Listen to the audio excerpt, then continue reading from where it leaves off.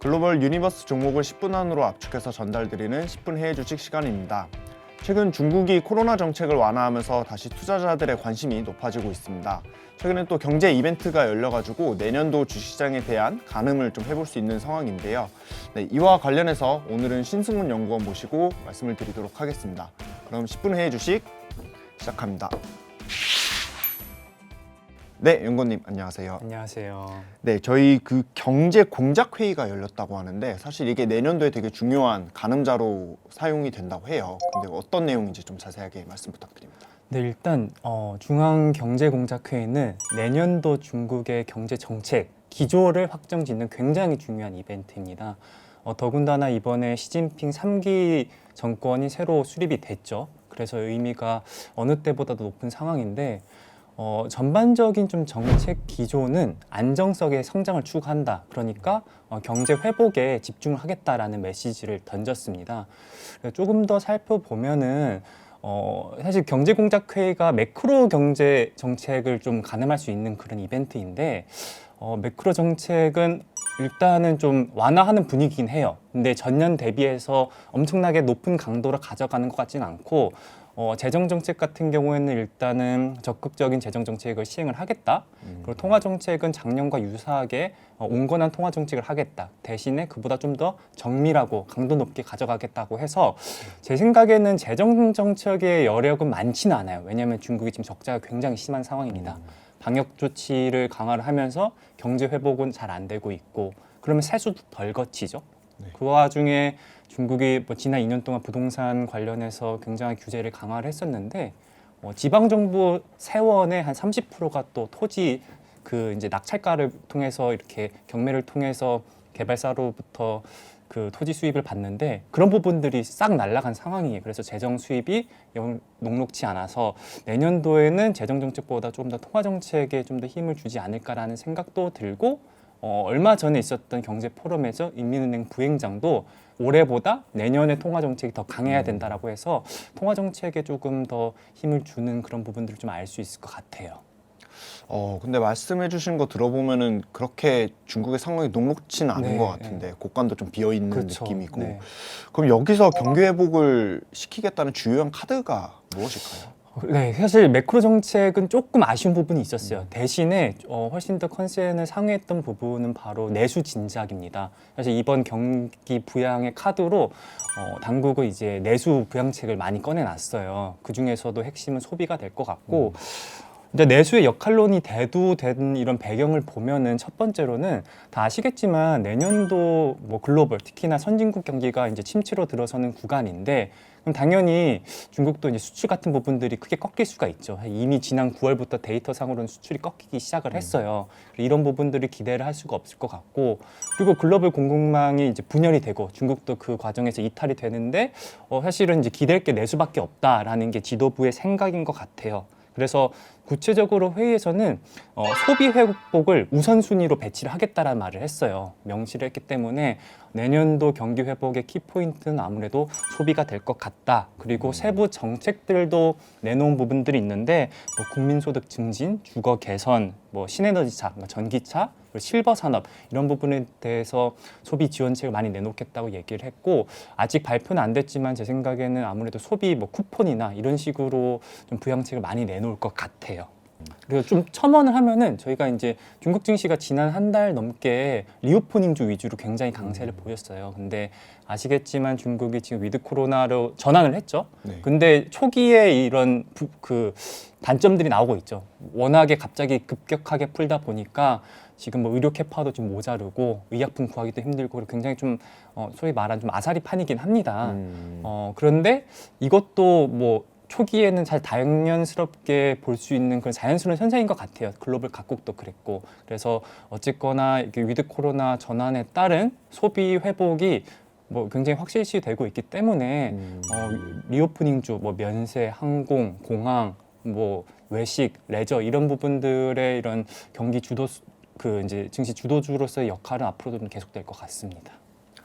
네, 그러면 소비 회복은 사실상 기대가 되는데 네.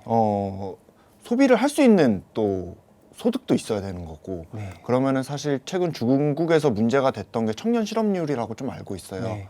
그와 관련해서 직접적으로 영향이 있는 게 이런 플랫폼 업체일 것 같은데 그렇죠. 혹시 그쪽에 대해서는 어떤 의견이신지? 사실 이번 회의에서 굉장히 예상을 좀 상회를 했던 부분이 사실은 플랫폼입니다. 플랫폼과 민간 경제인데 방금 잘 짚어주셨어요. 중국의 청년 실업률이 17%가 넘습니다. 17에서 거의 20% 왔다 갔다 하는데 이 정도면은 우리나라였으면은 데모하고 난리도 아니었죠. 실제로 중국도 뭐 얼마 전에 뭐 백지 시위 이런 게 있었는데 첫 번째로는 코로나 방역 완화에 대한 요구였고 이 기저에는 뭐 경기가 워낙에 침체하고 뭐 취직도 안 되고 하니까 청년층이 많이 좀 시위로 나왔었거든요. 근데 그런 부분들을 감안한 좀 현실적인 조치들이 이루어졌어요. 플랫폼에 대한 규제는 완벽하게 피크아웃 했다고 보고 있습니다. 사실은 규제의 이념적 기반이 되는 게 지난 2년 동안 떠들어댔던 공동부유예요. 근데 한 글자도 나오지 않았어요. 지난 2년 동안 주요 이벤트에서 늘 나왔던 얘기인데 이번에 아예 사라졌었고요. 오히려 이번에는 뭐 민간 기업의 재산권 그리고 기업가들의 권익을 보호하겠다라는 말도 명시를 했었습니다. 생각해 보면은 지난 2년 동안 특히나 알리바바나 메이투안, 텐센트 같은 중국의 플랫폼을 정말 뭐 사정없는 칼날을 휘둘렀죠. 그래서 중국의 플랫폼 기업들이 뭐 주가도 그렇고 실적도 그렇고 굉장히 어려운 시간들을 보냈었는데 이런 부분들이 지금 완벽하게 턴어라운드 하는 그림들이 그려지고 있어요. 그리고 회의가 이제 15일에서 16일 진행이 됐었죠. 그리고 나서 바로 그 주 주말에 저장성의 당석이라고 있습니다. 당석이라는 직책이 성장, 그러니까 도지사보다도 높은 직책이에요. 그 성의 1인자인데 이 알리바바가 아시겠지만 반독점 조사로 2년 동안 굉장히 피폐한 그런 상황을 지녔잖아요. 근데 이 저장성 당석이가 직접 항저우에 이제 알리바바 본사가 있습니다. 자기 관할지인데 가서 적극 밀어주겠다라는 말을 늘 시사를 했어요. 그리고 같은 내용이 사실은 이 경제공작 회의에서 나왔습니다. 구체적으로 뭐 플랫폼 기업들의 경제 발전 견인 그리고 고용 창출 그리고 국제 경쟁에서 실력을 발휘하는 것들을 적극 지원하겠다라고 명시를 했어요. 지난 3년 동안 공동부유가 주요 기조였다고 하면은 이번에는 플랫폼 경제 발전 그리고 뭐 민간 경제 활성화 이런 쪽으로 힘을 훨씬 더 실어줘서 전반적인 기조가 규제나 아니면 이념적인 것보다 성장 그리고 경제 회복에 포커스를 맞춘 아주 중요한 회의였고요.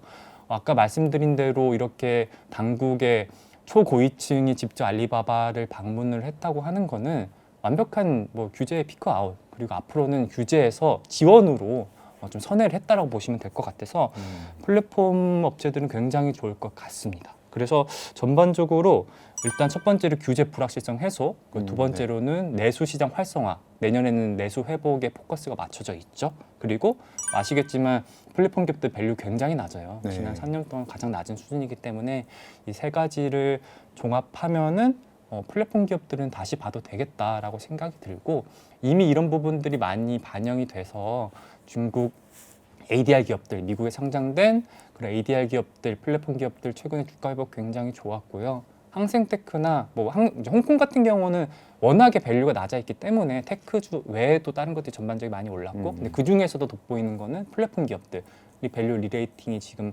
빨리 되고 있는 상황입니다. 그래서 적전 대비해서는 뭐 한 30%씩 오르긴 했는데 여전히 굉장히 싸요. 그렇기 때문에 플랫폼 기업들은 이제 좀 시작이다라는 생각이 조금 들고요. 아까 말씀 못 드린 부분에서 내수 회복이라는 게 뭐 일단 뭐 이제 서비스 그러니까 활동성 소비도 좋겠지만 최근에 또 저희가 주의 깊게 보는 게 부동산 얘기를 많이 들었었는데 부동산과 그리고 관련 밸류 체인이 중국 GDP에서 차지하는 비중이 30%나 됩니다. 그러니까 이 소비 회복의 키는 사실은 부동산이기도 해요. 첫 번째로는 방역 완화고요. 이건 지금 이루어지고 있죠. 시기 문제고 부동산도 제가 이제 해외 주식 시간에서도 많이 말씀을 드렸지만 그간 뭐 문제가 됐었던 디벨로퍼 유동성 문제 지금 많이 해결이 되고 있어요. 구제금융 굉장히 강한 강도로 시행이 되고 있고 예상치를 뛰어넘고 있습니다. 아직 지표상으로는 부동산 업황 회복이 되고 있지는 않은데 11월 지표 보면은 그래도 전달 대비해서 좀 나아졌어요. 감소폭이 좀 줄어들었다라고 보시면 될 것 같고 여기에 더해서 지방 정부들 실수요 진작 정책들을 내놓고 있기 때문에 부동산 업황은 부동산 경기 회복은 내년 1분기 중으로 턴어라운드 할 가능성이 굉장히 높습니다. 부동산이 좋아지면 중국은 어떤 특징이 있느냐? 내구재들이 좋아져요. 집 사면은 저희 뭐 가전 새로 사잖아요. 그리고 뭐 가구도 알아보고 그렇기 때문에 가전과 가구 지난 2년 동안 굉장히 소외받은 섹터예요. 근데 지금은 다시 볼 때가 됐다라는 생각이 들고 있습니다. 네, 오늘 중국 경제공작회의 관련해서 신승훈 연구원 모시고 말씀을 나눠봤는데요. 내년에 중국이 경제 회복을 위해서 내수 진작을 계속 진작을 하고 있고, 그리고 그와 관련돼서 부동산하고 플랫폼 관련된 섹터를 추천드리고 있습니다. 저희 구호 외치면서 마무리하도록 하겠습니다.